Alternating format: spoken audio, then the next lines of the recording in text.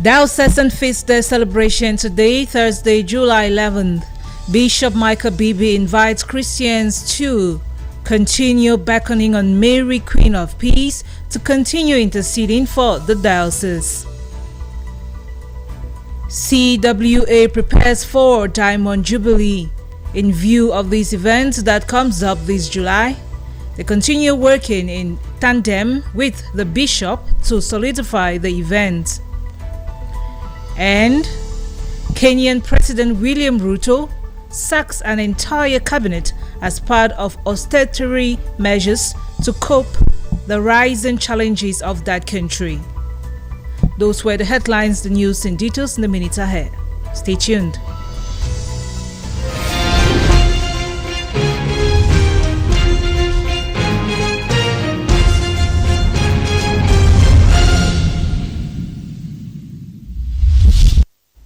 Thursday, July 11, 2024. Thank you for joining us this night on Divine Mercy Prime. I am Samailin for a presentation.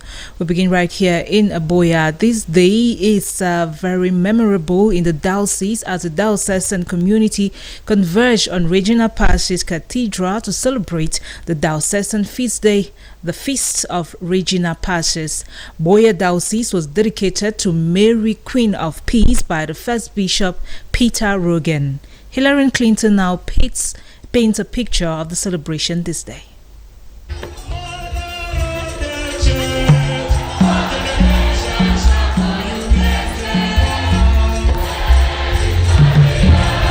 The atmosphere at Regina Pacis Cathedral, small support, was nothing short of jubilation as the diocesan Christian community converged to commemorate the Feast of Mary, Queen of Peace, the name which the diocese was dedicated to by its first bishop. The cathedral, filled with presence of devoted faithfuls dressed in various apostolic and action group uniforms, showcase a sense of joy and celebration. The Christians visibly exude happiness as they witness the celebration. Faces illuminated with smiles, they share their personal testimonies. Mr. Tekwe Christopher from Regina Pacis Cathedral, small support. Today we had the feast day of our Regina Pacis Cathedral, and which was led by our able Bishop Michael Bibi, who preached to us about peace. I come from a Mekongi parish. Today is a special day for us. This is a Lady Queen of Peace. So we just kind of with Mama who don't honor all these years. So today because 60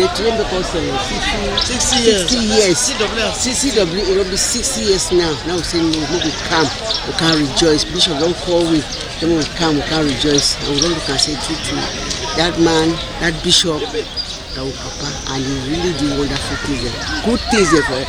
I never ever hear so celebrate a Lady Queen of Peace for this diocese. It's my first time. So I want to thank the bishop very much for all these good things, the way they think about me, especially at CWA Mamiden, who they celebrate 60 years, and Mama now role model when a Queen of Peace, so that all the celebrations where they did for our diocese, they go pass in peace. And one more thank Bishop everyone. May God continue to guide and direct to give you the wisdom to be able for continue for handle the sheep the way God entrusts into his hands. Among the Christians were members of the Catholic Women's Association (CWA), who added to the feasting with a graceful procession honoring Mariam's revered statue as the entire church chanted the Magnificat.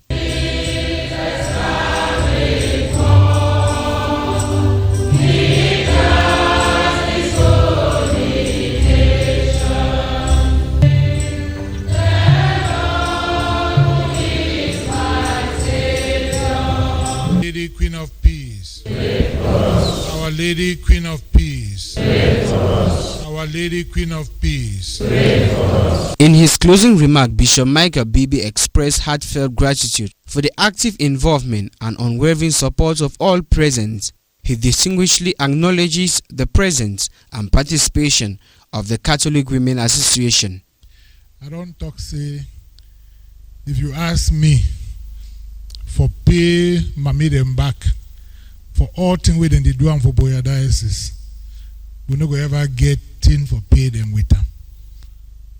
Mami dem, I dey talk this one maybe for flatter una, but make am una know say if una no dey, I no dey.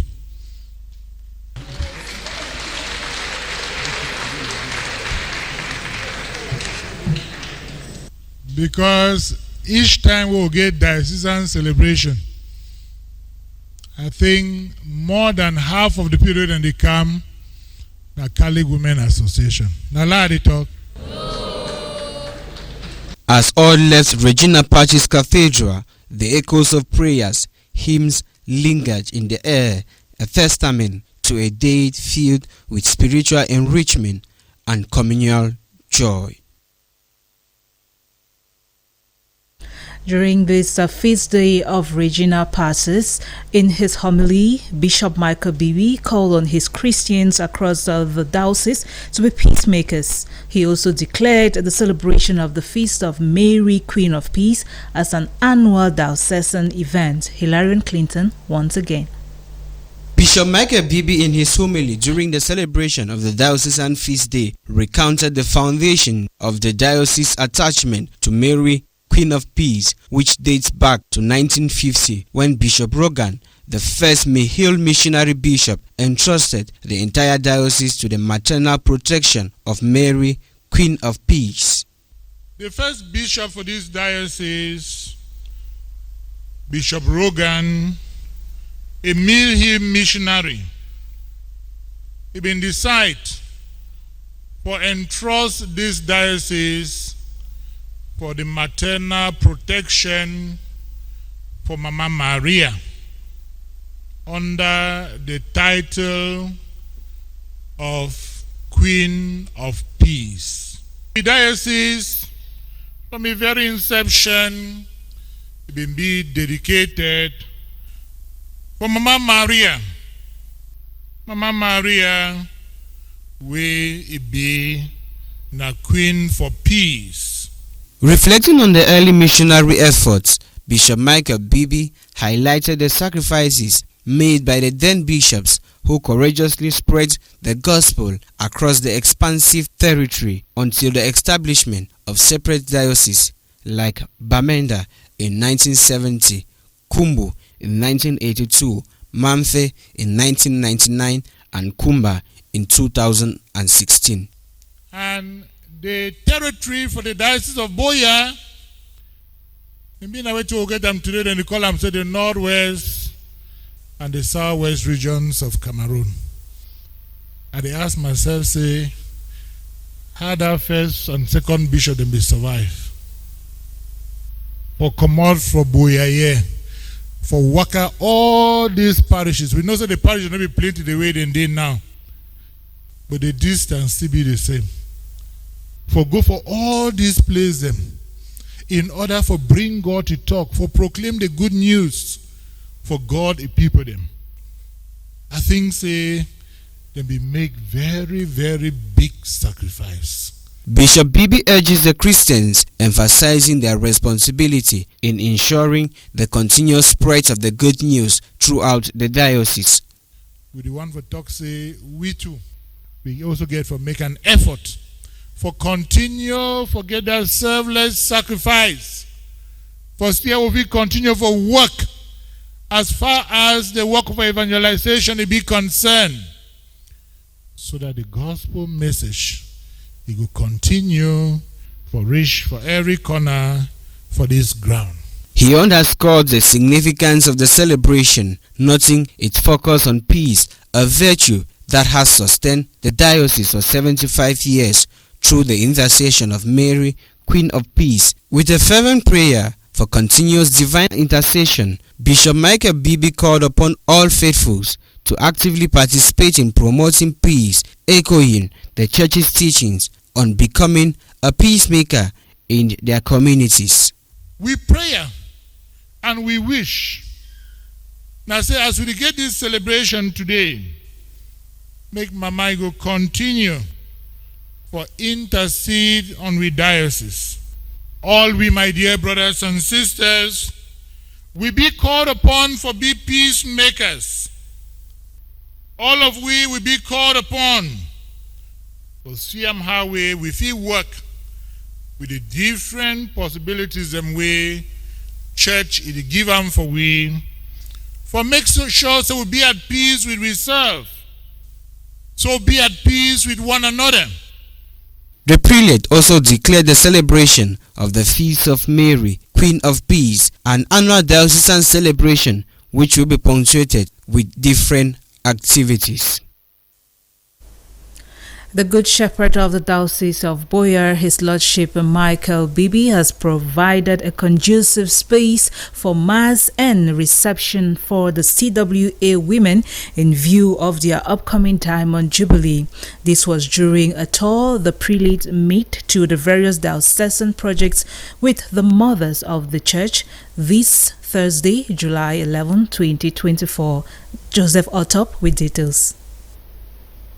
In view of the celebration of the 60th Diamond Jubilee of the Catholic Women Association in Cameroon come July 24, 2024, after paying a visit to their Chief Shepherd, His Lordship Michael Bibi, these Mothers of the Church made a stop at the ongoing diocesan project together with their prelates to know the level of preparedness. Making stops at the Divine Mercy Co-Cathedral, the Bishop Pius Awa Memorial Pastoral Center and other project buildings, appreciated and thanked Bishop Michael and his collaborators for a work well done and providing them these structures and its amenities for the celebration of their anniversary. During this tour, they appreciate the good works of Bishop Michael and his collaborators for the realization of these projects. We have just made a tour of this. We started with the church, Co-Cathedral, and then we moved out here.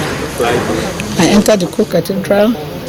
In fact, I could not believe that it's the same Co-Cathedral that I was in just 10 days ago for diaconate ordination.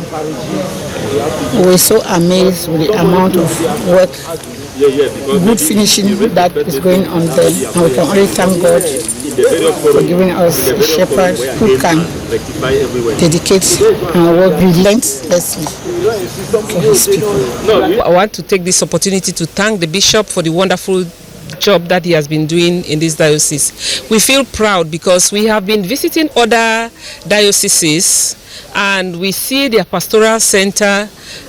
We used to tell ourselves, when are we going to have such?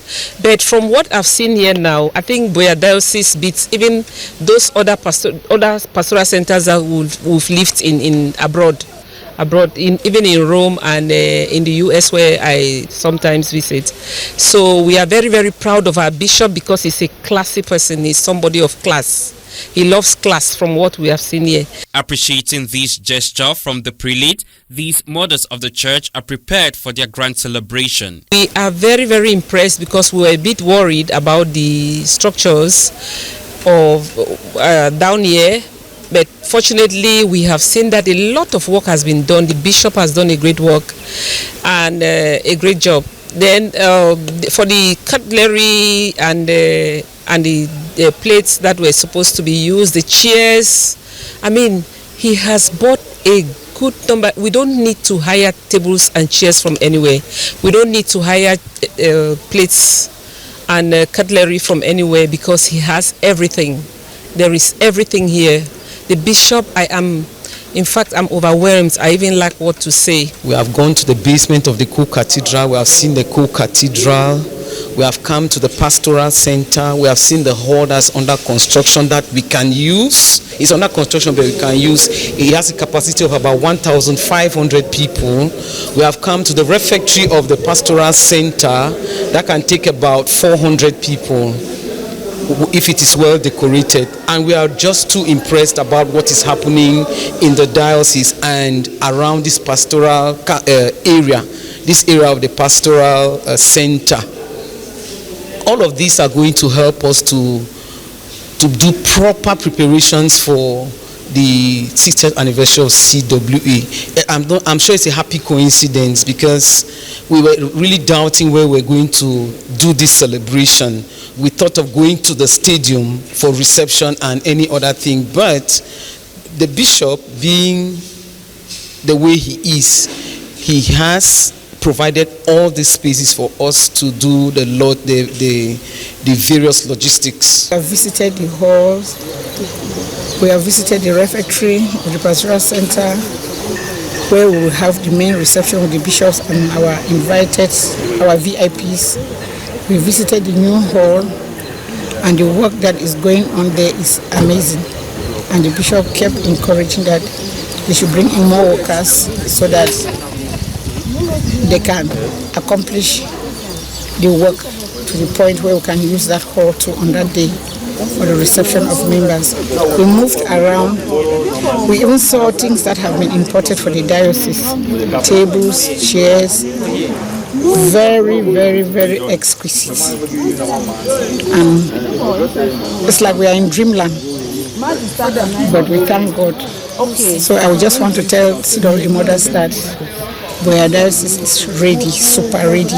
When all is said and done, it is hoped that this Diamond Jubilee will be a success come July 24.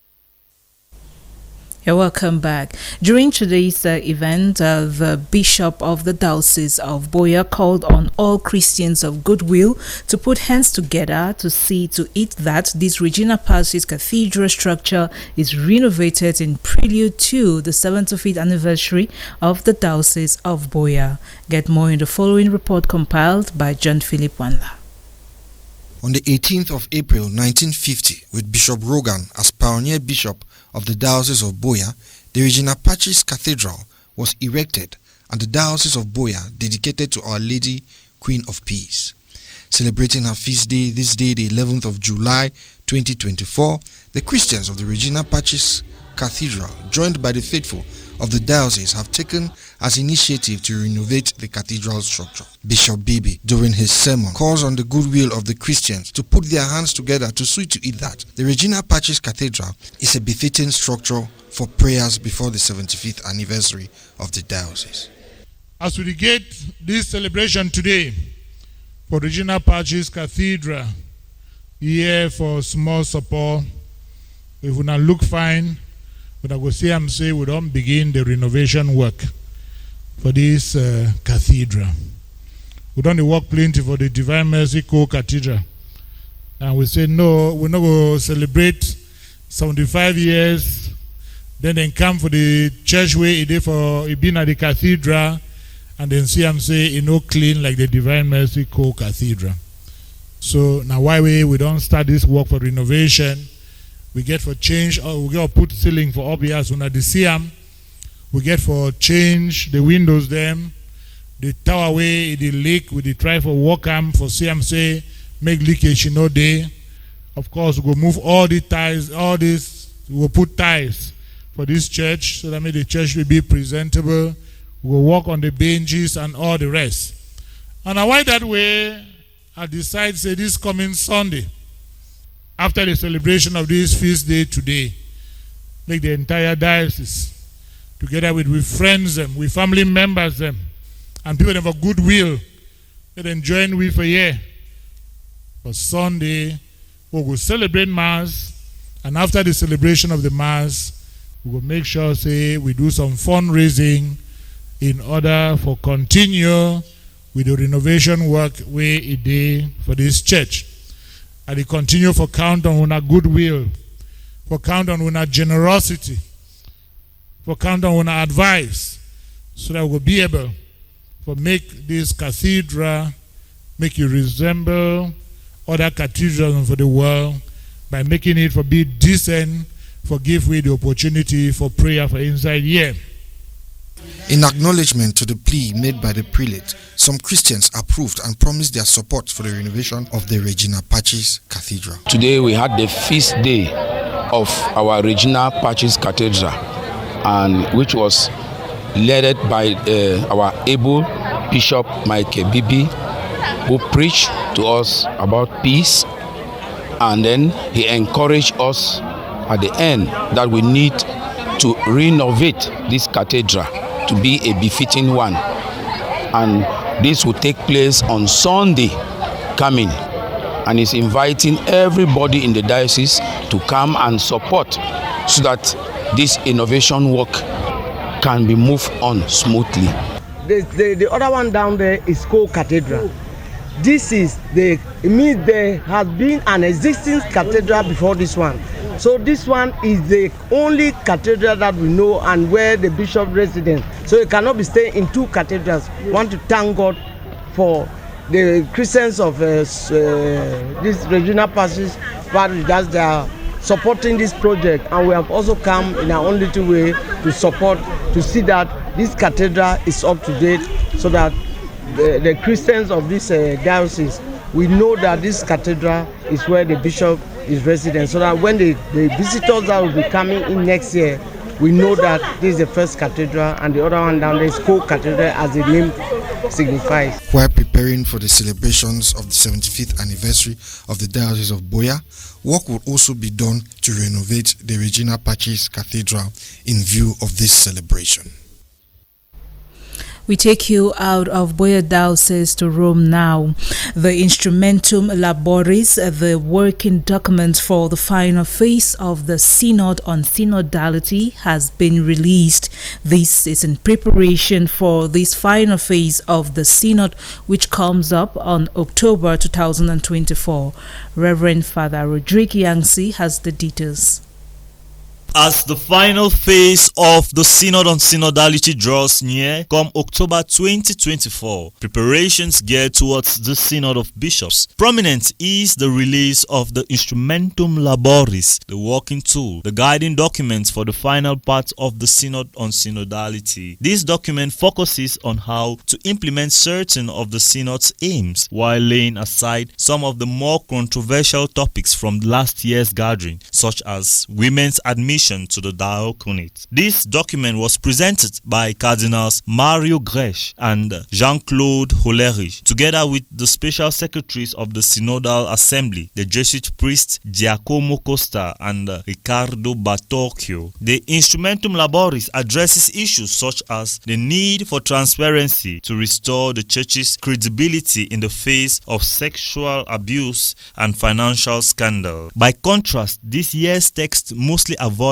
these subjects while offering concrete proposals for instituting a listening and accompaniment ministry, greater lay involvement in parish economics and finances, and more powerful parish councils. It is difficult to imagine a more effective way to promote a synodal church than the participation of all in a decision-making and taking process. The working tool also refers to the 10 study groups formed late last year to tackle different themes. The October Synod on Synodality will mark the end of the discernment phase of the Church's synodal process, which Pope Francis opened in 2021. This Instrumentum Laboris will act as a guide for their conversations in the Spirit. They will vote on the advisory final document, which will then be given to the Pope, who will in turn decide the Church's next step. While all await the final phase of the Synod on Synodality come 2024, all remain positive as to what this Synod is going to bring about. Onto something else now. The international community this day commemorated World Population Day under the theme Leave No One Behind, Count Everyone. The annual observation on July 11 aims at highlighting critical issues like family planning, gender equality, poverty, maternal health, and human rights. Mayor Nadesh took interest on this International Day and now tells us more.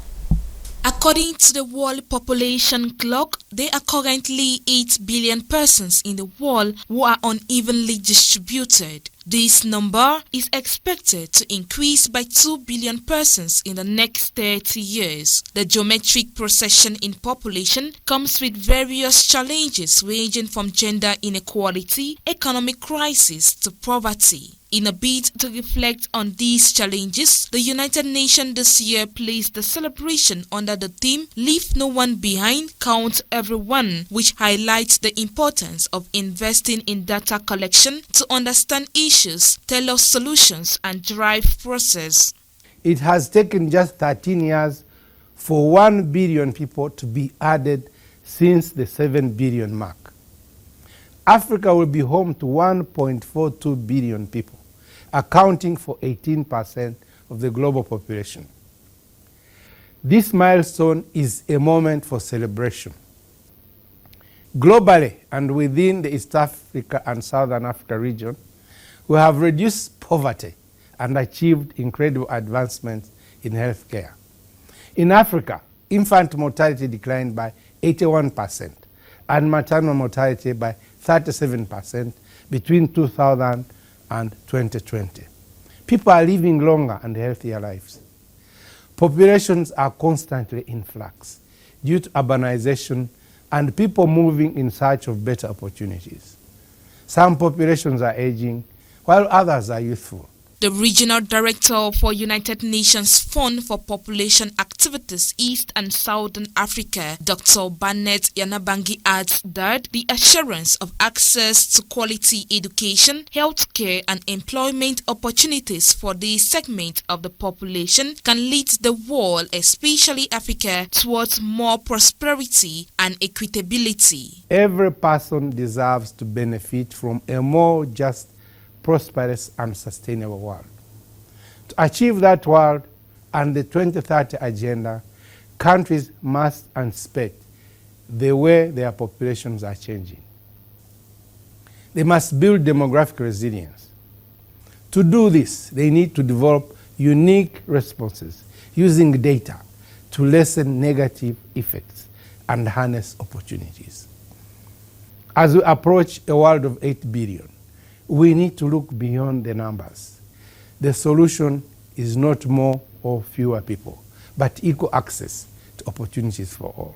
The best way to ensure demographic resilience is to support human rights, including every individual's reproductive rights and choices. By recognizing the challenges and opportunities presented by population dynamics, World Population Day provides a platform for government, organizations and individuals to engage in discussion and take actions. Through this observance, the United Nations promotes understanding, collaboration and innovative solutions to ensure a sustainable future for all countries. Let's take you out of Cameroon and stop in Kenya, where President William Ruto has sacked his 22-man cabinet. The announcement was made during a State House address this Thursday, July 11th. This is coming few weeks after a severe protest in that country. In the following report, Jude Mbaku takes us to examine the peculiarity of this protest and that has led to the dismissal of all government ministers in Kenya. Take a listen. President William Ruto had been a restless leader since the Gen Z group of Kenyan youth took to the streets a few weeks ago calling for good governance. The protesters stood against a bill sent to Parliament aimed at increasing taxes on basic commodities. The pressure by Kenyans led to confrontation with security forces of that country, which also caused the death of over 6 persons, according to the Kenyan government. The momentum resulted to a State of the Nation address where President William Ruto apologized to Kenyans and promised to take sweeping reforms for the interests of the state, one of which was the immediate implementation to cut government spendings. Consequently, having reflected on the continuing conversation around the content of the Finance Bill 2024 and listening keenly to the people of Kenya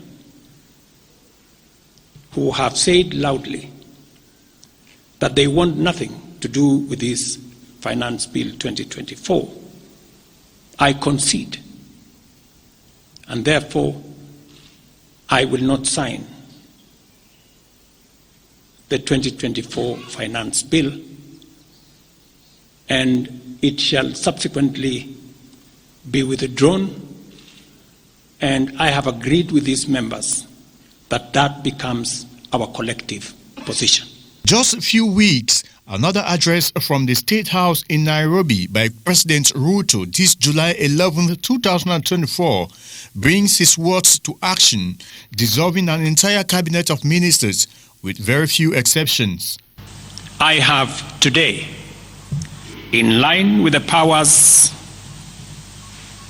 given to me by Article 1521 and 1525B of the Constitution and Sections 12 of the Office of the Attorney General's Act, decided to dismiss with immediate effect all the Cabinet Secretaries and Attorney General of the Republic of Kenya, of the Cabinet of Kenya, except the Prime Cabinet Secretary and Cabinet Secretary for Cabinet Secretary for Foreign Affairs and Diaspora Affairs. And of course, the office of the Deputy President is not affected in any way. Kenya has 22 cabinet secretaries called the ministers. They have been laid down for the supreme interests of Kenya within the declared austerity measures of the head of state, President William Ruto. He argues that the resources spent on these ministries will be injected into the very hard Kenyan economy to reduce the burden of debt, increase employability, and avoid unnecessary wastage caused by multiplicity of government agencies. He has committed to form a broad-based government in future which will involve Kenyans of all strata and will enable him to achieve his goal. Kenyan history holds that the last time an entire cabinet was dissolved in the country was in 2005, when the then President Mwai Kibaki did so shortly after losing a referendum over a new constitution. In more news out of the country, Russian President Vladimir Putin has accused the West of attempting to maintain a monopoly while calling for unity within BRICS countries for a safer, harmonious world. And Mali's junta lifts a 3-month suspension on political party activities in the West African country, a move intended to safeguard public order. Details right ahead. Speaking at the BRICS Parliamentary Forum in St. Petersburg, Russian President Vladimir Putin on Thursday accused the West of attempting to maintain a monopoly. Putin said pressure is growing on everyone who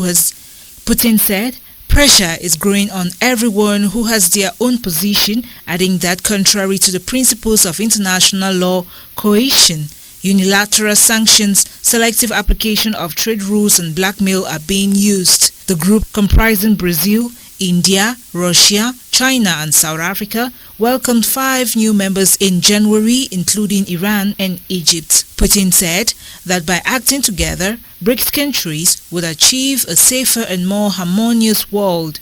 He emphasized that they will be able to achieve the maximum implementation of the economic, investment, technological and human potential of their countries and strengthen the constructive influence of BRICS on global processes.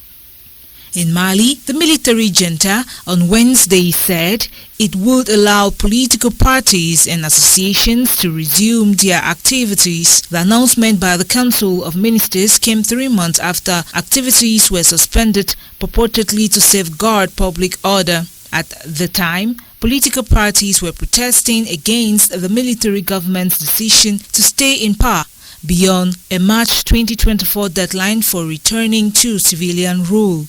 The suspension in April came days before the start of a national dialogue for peace in Mali that has been battling a jihadist insurgency for over a decade. Military leaders who have been in power since 2020 justify the move, saying political parties pose a danger to the discussions on the country's political future. Elsewhere, Guinea-Bissau and China agreed Wednesday to elevate bilateral relations to a strategic partnership. President Umaru Sissoco Embalo was hosted by his Chinese counterpart. Xi called for bilateral efforts to strengthen exchanges and cooperation in education and youth for stronger people-to-people ties, adding that China will continue to offer government scholarships and training opportunities to help Guinea-Bissau train more talents needed for its national development. Xi added that the Forum on China-Africa Cooperation (FOCAC) is an important platform for Chinese and African peoples to implement the 5 principles of peaceful coexistence and promote common development. It's on that foreign note that we wrap up this edition of Divine Mercy Prime. But before we go, we remind you of our top stories. Diocesan Feast Day celebration today, Thursday, July 11th. Bishop Michael Bibi invites Christians to be continue beckoning on Mary Queen of Peace to continue interceding for the diocese. CWA prepares for Diamond Jubilee. In view of this event that comes up this July, continue working in tandem with the bishop to solidify the event.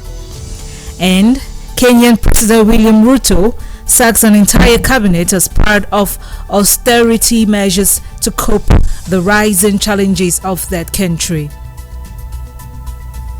Huge thanks for viewing. I have been Sama Eileen.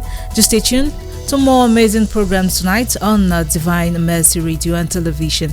Until tomorrow, good night.